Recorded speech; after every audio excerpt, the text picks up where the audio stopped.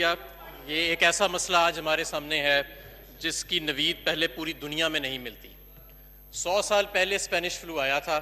میرے اپنے بزرگ جو تھے، دونوں پردادا اور پردادی، اس میں اپنی جان کھو بیٹھے تھے.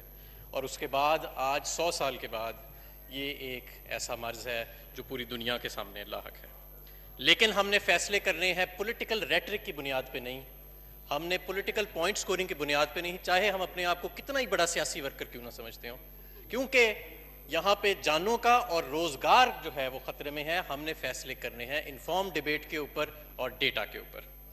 یہاں پہ سب سے پہلے بات ہوئی کہ یہ سمارٹ لاک ڈاؤن کیا چیز ہے، اور اس کا ایسے طنز کیا گیا کہ جیسے کہ یہ کوئی بڑی ہی احمقانہ بات ہے جو پوری دنیا میں کہیں نہیں ہو رہی. جناب، میں آپ کی اطلاع کے لیے عرض کرنا چاہتا ہوں کہ جتنے اس وقت ترقی یافتہ ملک ہیں، تمام کے تمام اکثریت اس وقت سمارٹ لاک ڈاؤن کی طرف جا رہے ہیں. ایسا نہیں ہے کہ انہوں نے آپ کی تقریر نہیں سنی، ایسا نہیں ہے کہ انہوں نے اگر آپ کی وہ تقریر سنیں گے تو وہ فوراً پلٹ جائیں گے. وہاں پہ فیصلے ریسرچ کی بنیاد پہ، ڈیٹا کی بنیاد پہ ہو رہے ہیں، جیسے کہ ہم کر رہے ہیں. دوسری بات کی گئی تافتان کی، کہ یہ سارا کچھ تافتان سے آیا. کیا امریکہ میں بھی تافتان سے آیا ہے؟ کیا ہندوستان میں بھی تافتان سے آیا ہے؟ کیا سری لنکا میں بھی تافتان سے آیا ہے؟ کیا چین میں تافتان سے آیا ہے؟ جناب، عرض یہ ہے، جناب شاید ہی کوئی دنیا کا ملک ہوئے گا جو اس وبا سے محفوظ ہے. شاید ہی کوئی دنیا کا ملک ہوئے گا جو آج اس وبا سے محفوظ ہے. شاید کوئی پیسفک اوشن میں جزیرہ ممالک ہوئیں، میرا خیال ہے وہ بھی محفوظ نہیں ہے. وہاں پہ ہر ملک میں دنیا کے 200 کے قریب ممالک ہیں جہاں یہ وبا پھیلی ہوئی ہے. وہاں تافتان سے یہ وبا نہیں آئی. یہ وبا ایک جگہ سے نکلی جس کا نام ہے ووہان، چائنا کے اندر، اور اس کے بعد جس ملک میں بھی گئی ہے وہاں پہ اس نے جنم نہیں لیا، کسی نہ کسی وجہ سے، کسی فورن سورس سے وہاں اندر گئی ہے. یہ کہ کسی جگہ ایک تھا، کسی جگہ دوسرا تھا، لیکن بنیادی طور پہ آج پوری دنیا اس کی لپیٹ میں ہے. اس لیے اس ایشو کے اوپر پوائنٹ سکورنگ نہ کی جائے. یہاں پہ ایک اور بات ہوئی کہ لاک ڈاؤن جو ہے اس کو شاید ایسے شو کیا گیا کہ جیسے وہ اس کا واحد علاج یا علاج ہے. جناب ایسے نہیں ہے. لاک ڈاؤن اس کا علاج نہیں ہے. لاک ڈاؤن اس کی وبا کے پھیلنے کی رفتار کو کم کرتا ہے. اور کئی ممالک میں یہ بھی دیکھا گیا کہ جب لاک ڈاؤن کو اٹھایا گیا تو اس وبا میں دوبارہ پھیلاؤ آیا. تو اس لیے اس کو بطور، جیسے جرمنی میں دیکھ لیں، سنگاپور میں دیکھ لیں، جاپان میں دیکھ لیں، اس لیے یہ کوئی میڈیکل ایکسپرٹ یا کوئی سوشل سائنٹسٹ یہ نہیں آج کہہ سکتا کہ اتنی دیر کے لیے آپ لاک ڈاؤن رکھیں گے تو یہ وبا ختم ہو جائے گی. ہمارے ملک کا مسئلہ یہ ہے کہ یہاں 25% سے زیادہ لوگ غربت کی لکیر سے نیچے بیٹھے ہیں. ہمارے ملک کا یہ ایک المیہ ہے کہ گیلپ نے ایک سروے کیا پچھلے مہینے، تو 70 لاکھ خاندان وہ کہتے ہیں کہ ایسے ہیں کہ جنہوں نے اپنے کھانے پینے کا جو راشن ہے اس کو کم کر دیا ہے کیونکہ ان کے پاس اس وقت وسائل موجود نہیں ہیں. 2.5 کروڑ کے قریب لوگ انہوں نے ایسے کہا کہ وہ اپنے دوستوں سے، احباب سے قرضہ لے کے کھانے پینے کی اشیاء پوری کر رہے ہیں. یہ میں نہیں کہہ رہا، یہ گیلپ کا سروے کہہ رہا ہے جو پچھلے مہینے آیا تھا. پچھلے مہینے سے ظاہر ہے کہ اب 2-3 ہفتے گزر چکے ہیں اس سروے کو، تو صورتحال مزید خراب ہوئی ہوئے گی. جناب اسپیکر، یہاں پہ ہسپتالوں پہ بھی بات ہوئی، میں بہت زیادہ اس پہ نہیں جانا چاہتا، لیکن اگر کوئی بلند و بال دعویٰ کیا جائے تو اپنا ہوم ورک مکمل کرنا چاہیے. خیبر پختونخوا کے اندر 14 نئے ہسپتال اور ایمرجنسی ٹراما سینٹرز جو ہیں ان کا قیام کیا گیا، اور یونیورسل ہیلتھ انشورنس پاکستان کی تاریخ میں پہلی مرتبہ اگر کسی خیبر پختونخوا کے، اگر کسی صوبے میں ہوئی تو وہ خیبر پختونخوا تھا. اس چیز کے باوجود کہ 2008 سے لے کے 2018 تک، جناب اسپیکر، ڈپٹی اسپیکر صاحب، پاکستان میں دنیا کی one of the lowest per capita health spending رہی ہے، اور یہ ریفلیکٹ کرتی ہے ہمارے ڈیولپمنٹ انڈیکیٹرز کے اندر.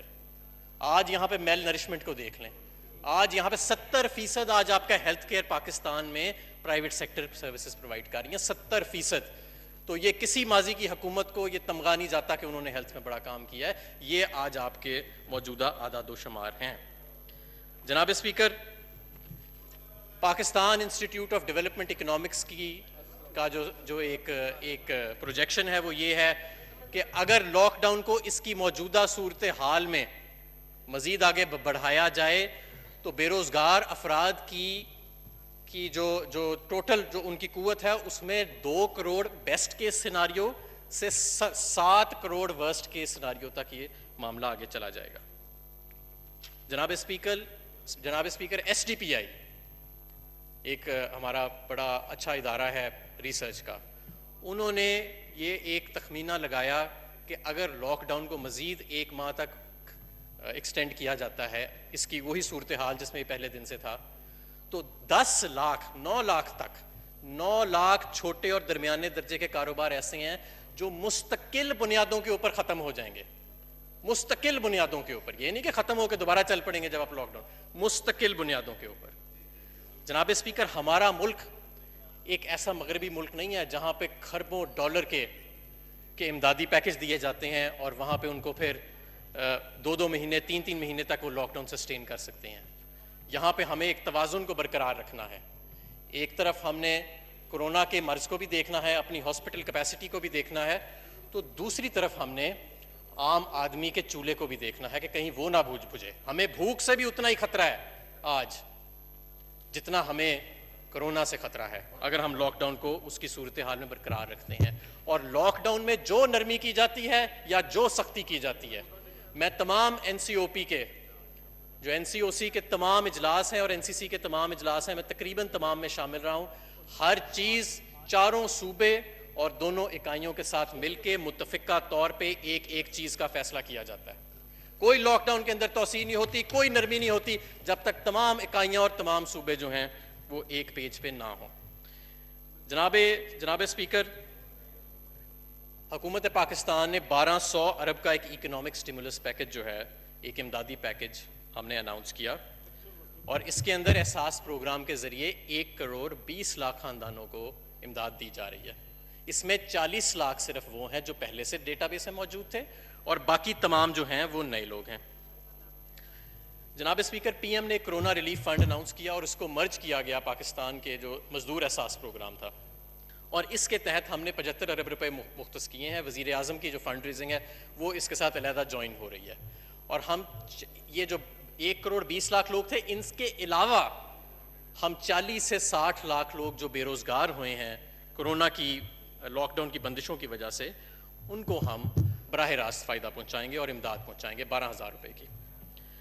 جناب اسپیکر، ہم نے ایک چھوٹا کاروبار امدادی اسکیم کا اناؤنس کیا، اور پہلی مرتبہ پاکستان کی تاریخ میں چھوٹے اور درمیانے درجے کے کاروباروں کے لیے اتنی وسیع اور اتنی مؤثر اسکیم سامنے آئی.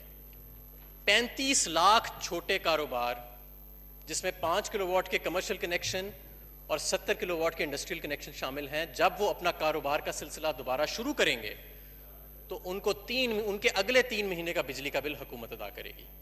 90% اس سے جو کاروبار مستفید ہوئیں گے، 90% کمرشل کنیکشنز پورے پاکستان میں، اور 80% کے قریب صنعتی کنیکشنز جو ہیں وہ اس سے مستفید ہوئیں گے. اور میں سمجھتا ہوں کہ جب وہ اپنا کاروبار دوبارہ شروع کریں گے تو ان کو یہ ایک کیش انجیکشن جو ہے اس کا فائدہ ملے گا. یوٹیلیٹی سٹورز کارپوریشن، یہ ادارہ سکڑتا چلا جا رہا تھا.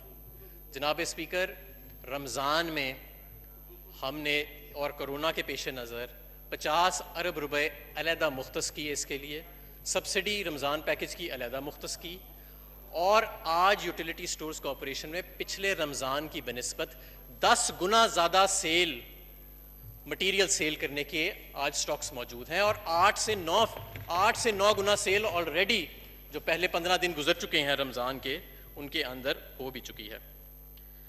جناب اسپیکر، اس کے علاوہ وزارت خزانہ نے اور اسٹیٹ بینک آف پاکستان نے بڑی مؤثر سکیمز جو ہیں وہ اناؤنس کی. سب سے پہلے چھوٹے اور درمیانے درجے کے کاروبار کے لیے 40% حکومت پاکستان نے گارنٹی دی کہ اگر کوئی کمرشل بینک ان کو لینڈ کرتا ہے اور اس کو نقصان ہو جاتا ہے اس کے پرنسپل پہ، تو 40% حکومت پورا کرے گی. 30 ارب روپے اس کے لیے مختص کیے گئے. پھر اسٹیٹ بینک آف پاکستان کی ری فائنانس اسکیم آئی کہ جہاں پہ جو ادارے بند پڑے ہیں وہ اپنے مزدوروں کو سیلریز اور ویجز، یعنی کہ ان کی تنخواہیں جو ہیں وہ مسلسل دیتے رہیں، اور یہ اس کا جو شرح سود رکھی گئی وہ 3% کے قریب رکھی گئی. جناب اسپیکر، اس اسکیم کے لیے تقریباً 100 ارب روپے کی اپلیکیشنز موصول ہوئیں، جس میں سے 50% کے قریب اپلیکیشنز کو منظور کر کے پروسیس کر بھی دیا گیا ہے. اس کے علاوہ اسٹیٹ بینک کی پرنسپل ڈیفرل کی جو اسکیم ہے، یعنی کہ جن کاروباروں نے پرنسپل لیا ہوا تھا، قرضہ لیا ہوا تھا، اس کی ڈیفرل کے لیے چھوٹے جو ہمارے کنزیومرز ہیں بجلی کے، 300 یونٹ سے جو کم کنزیوم کرتے ہیں، 3 مہینے کے لیے ان کا بجلی کا بل جو ہے اس کو مؤخر کر دیا گیا.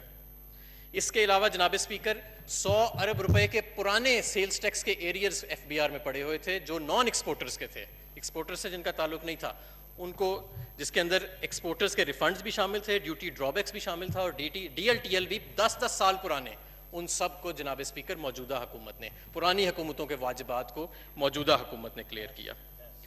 جناب اسپیکر، ڈیزل کی قیمتوں کے اندر کمی لائی گئی، 42 روپے کے قریب ڈیزل کی قیمت اور تقریباً 27 سے 30 روپے کے قریب پیٹرول کی قیمت کے اندر کمی لائی گئی، اور اس وقت برے صغیر کے اندر جو ڈیزل اور پیٹرول ہے وہ پاکستان میں سب سے کم ہے۔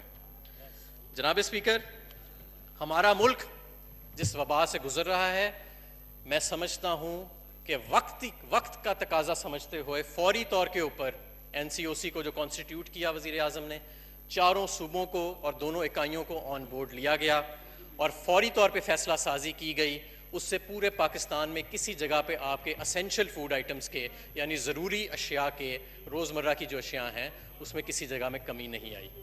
پی پی ایز کی بات ہوئی کہ جی پی پی ایز یعنی کہ جو پرسنل پروٹیکشن اکوپمنٹ ہے وہ سپلائی نہیں کی جا رہی۔ جناب اسپیکر، میں آپ کو یہ بھی بتا دوں کہ اس وقت جو پی پی ایز کے نمبر سپلائی کیے گئے ہیں وہ این ڈی ایم اے کی ویب سائٹ کے اوپر موجود ہیں، سب جا کے دیکھ سکتے ہیں، اور کیونکہ ہمیں بیچ میں یہ محسوس ہو رہا تھا کہ صوبوں تک تو یہ پی پی ایز پہنچ رہے ہیں لیکن آگے ہسپتالوں تک نہیں دیے جا رہے، تو وفاقی حکومت نے براہ راست ہسپتالوں کو تمام صوبوں میں اور دونوں اکائیوں میں پی پی ایز کی فراہمی کو شروع کر دیا۔ جناب اسپیکر، یہ جو وبا ہے ہم نے اس کے ساتھ ایک حکمت کے ساتھ آگے لڑنا ہے، ہم نے نہ مایوسی پھیلانی ہے اس ملک میں، اور جو مایوسی پھیلا رہے ہیں انشاءاللہ تعالیٰ وہ خود مایوس ہوں گے۔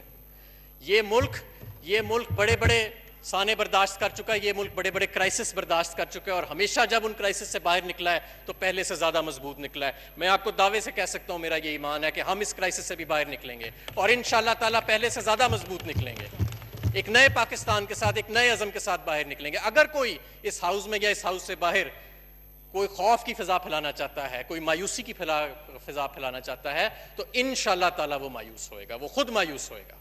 حکومت پاکستان نے یہ جو اقدامات اٹھائے، جن کی میں نے آپ کے سامنے صرف چند تفصیل بیان کی ہیں جو میرے شعبے سے تعلق رکھتی ہیں، جو این ڈی ایم اے نے کام کیا ہے، جو وزارت صحت نے کام کیا ہے، اس کے باوجود کہ صحت جو ہے وہ ایک ڈیوالوڈ سبجیکٹ ہے، اس کے باوجود وفاق نے اپنی ذمہ داریوں سے پیچھے نہیں ہٹے، اس کی تاریخ نہیں ملتی۔ ہندوستان میں دیکھیں کیا مس مینجمنٹ ہو رہی ہے، ہندوستان میں ذرا جا کے دیکھیں کہ اداریے کس طرح لکھے جا رہے ہیں ہندوستان میں، کہ کس طرح کا کیوس وہاں کے اوپر لگایا گیا، کیونکہ حکومت نے وہاں حکمت سے کام نہیں لیا، کبھی پورا ایک دم اکٹھے بند کر دیا، لاکھوں لوگ سڑکوں پہ نکل آئے، کبھی کچھ کیا، کبھی ریورسل کیا، کبھی کچھ کیا، لیکن ہم نے ڈیٹا کی بنیاد کے اوپر ہم جو فیصلے کر رہے ہیں، اور میں سمجھتا ہوں کہ اس کا ایک اچھا اثر جو ہے وہ انشاءاللہ تعالیٰ پاکستان میں آئے گا۔ یہ وبا جو ہے یہ بڑھ رہی ہے اور یہ بڑھے گی آنے والے دنوں میں بھی، لاک ڈاؤن کے باوجود بھی بڑھے گی، لیکن ہم اگر اپنے غریب لوگوں کے روزگار کو سامنے مد نظر رکھیں گے،